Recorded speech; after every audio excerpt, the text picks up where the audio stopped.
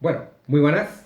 Como veis, no soy un gran músico, pero nos parecía que podía aportar algo, comenzar así esta serie de 7 vídeos sobre cambio climático que ponemos en marcha desde el Aula de la Naturaleza de la Somadilla del INGEMA Jardín Botánico de Córdoba. Os recuerdo que para hacer talleres sobre cambio climático podéis escribir a aula.asomadilla@jardinbotanicodecordoba.com, bien online si es en periodo de confinamiento como estamos ahora en abril de 2020, o bien para concertar cita cuando ya podamos volver al aula de la naturaleza. Bien, habíamos estado hablando en los anteriores 3 vídeos cómo había ido cambiando nuestra percepción del mundo y cómo se habían incrementado la concentración de gases de efecto invernadero, especialmente el dióxido de carbono. Hemos visto cómo ha ido aumentando la temperatura, pero hay determinados lugares del planeta en los que es especialmente significativo, en los que es especialmente visible cómo ha ido incrementando esta temperatura. Concretamente, donde hay hielo es donde mejor se ve que la temperatura ha ido elevándose, porque en un planeta más cálido, evidentemente, la cantidad de hielo que tenemos en él se va a ir reduciendo. Pero especialmente en esta zona del planeta, en el Polo Norte, ¿no? En el Polo Norte, aquí sobre el océano glaciar ártico, pues tenemos una capa de hielo, atención, una capa de hielo que se formó cuando todavía no había homínidos, no había monos que andaran con 2 patas, para entendernos. No es que no hubiera Homo sapiens, sino es que no había ni siquiera nuestros más anteriores antepasados, los primeros especies del género Homo.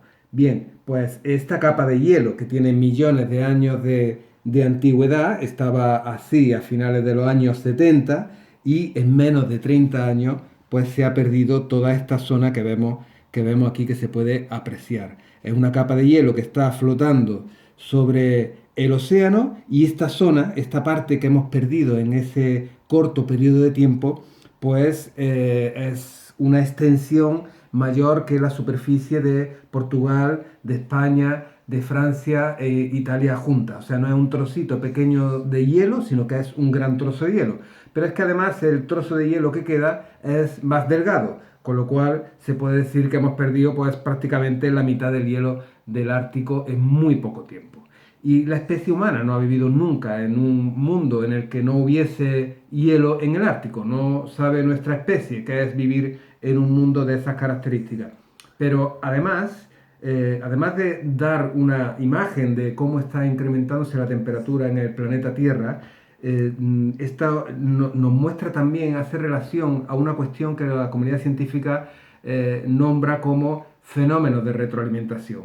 Tenemos varios, pero uno tiene que ver con lo que está pasando en esta parte del planeta. Resulta que durante 6 meses al año, que es el momento en el que da luz solar en esta parte del planeta, en el círculo polar ártico, pues durante 6 meses al año, esta capa de hielo, esta capa blanca de hielo, funciona como un inmenso espejo, de tal manera que la radiación solar que incide sobre este blanco espejo, pues sale rebotada hacia el espacio exterior. De esta manera, el hielo del Ártico funciona también como un sistema de refrigeración del planeta Tierra. Si perdemos ese hielo, esa radiación que incide sobre esta parte del planeta durante 6 meses al año, pues dejará de salir rebotando, sino que pasará a calentar esta parte del océano. ¿Lo veis?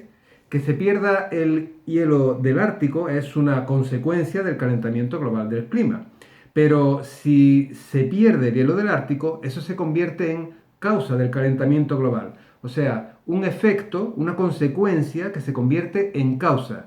Eso es lo que la comunidad científica llama fenómeno de retroalimentación. Tenemos otros, como lo que ocurre con la descongelación del permafrost, de la zona congelada del suelo que está cercana a los polos, que está congelada y que alberga una cantidad tremenda de carbono. Podríamos hablar de otros fenómenos de retroalimentación, pero este es uno de ellos, lo que ocurre con el hielo del Ártico. Y con esto, lo que nos dicen también los científicos es que tenemos que entender que el cambio climático no es un fenómeno lineal, no es algo que va a ir poquito a poco, poquito a poco, poquito a poco, sino que hay puntos de inflexión en los que pueden interactuar distintos fenómenos de retroalimentación que pueden hacer que la temperatura se dispare.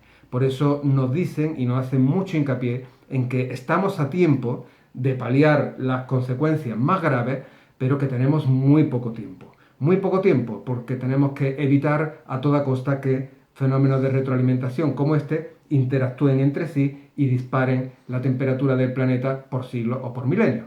Así que tenemos que seguir pensando en esto y en ver qué podemos hacer ante este reto planetario.